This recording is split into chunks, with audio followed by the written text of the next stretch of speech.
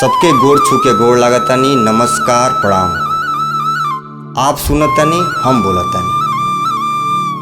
आज हम बात करें एगो बाबूजी और बेटी के रिश्ता के बारे में, जवना बेटी के बियाह भइले 5 से 6 साल हो गई बा। और उ बेटी अपना बाबूजी के एगो खत लिखतिया और खत में का सवाल करतिया बाबूजी से, उ हम रउरा सबके बतावतानी। बेटी कहतिया कि जब हम पैदा भइनी तो केहू के नीमन ना लागल, सबे दुखी रहे कि कहाँ से कहाँ बेटी हो गई। ऐसे के सबके इच्छा रहे कि बेटा होके, लेकिन माई हमसे बतावत रहे कि सबसे खुश तोर बाबूजी रहले। बाबूजी कहीं से रउरा आई तो हमार नाम ले लेकर रउरा बोलाई, लेकिन अब तो हम रउरा लगे बानी ना, तो अब रउरा के बोलावी ना। जब होली आवे, दिवाली आवे, दशहरा आवे तो रउरा हमके सब कुछ किन के लिए आई। सूट ले आई, फराक ले आई, सैंडल ले आई, लेकिन रउरा अपना खातरा एगो गंजी ना ले आई। रउरा पूरा कमाई अपन खर्चा में लगा दहनी। या जब बूढ़ भइली तो उनके दवाई में लगा दहनी। हमनी के पढ़े लायक भइनी जा तो रउरा पढ़ाई में लगा दहनी।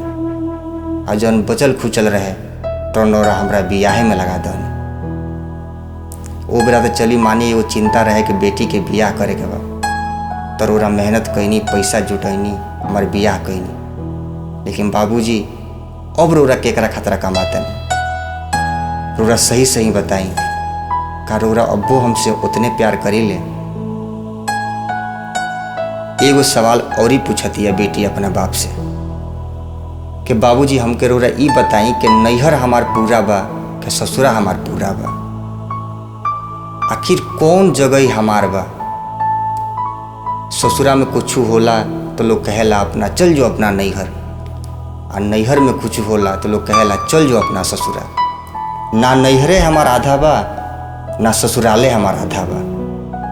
बाबूजी का और प्रेम भी यही अधूरा बा। बाबूजी रउरा साची साची बताई, का रउरा अब्बो हमार याद आवेला? हम हर ओ पिता से इस सवाल जोड़तानी। रउरा दिल पे हाथ रख के देखी कि जौन प्रेम और स्नेह रउरा अपने बेटी से बियाह से पहले करी, का उहे प्रेम अब्बो बा?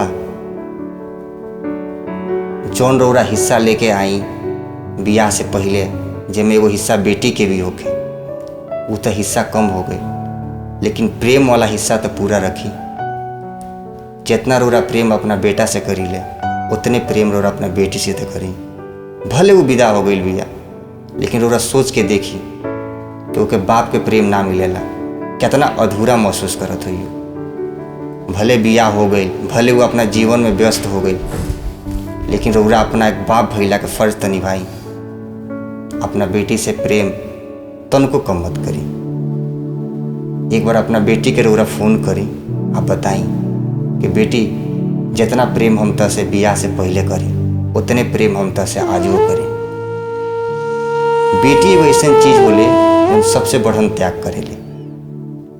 अपन माई के, बाबूजी के, सहेलियन के, घर के, द्वार के, उ चौकट के रउरा के एहसास दिलाई कि बेटी जितना प्रेम त से हम पहले करी, उतने प्रेम अब्बो बाटे। रउरा सबे अपना बेटी के खाली एगो जिम्मेदारी भर मत समझी कि बियाह हो गई हमार काम खत्म हो गई। उ राउर संतान है, राउर खून है। जितना हिस्सा रउरा बेटा के बा, उतने हिस्से रउर बेटी के। हाँ, मानत तनी भले वो चुप बिया, उ रउरा से हिस्सा नहीं खे मांगत, रउरा से धन नहीं खे मांगत, रउरा से खेत नहीं खे मांगत, लेकिन प्रेम तो रउरा दे सकत नहीं जितना रउरा अपना बेटा के देनी। आशा करे तनी आप सबके पसंद आयल हुई। नमस्कार, धन्यवाद।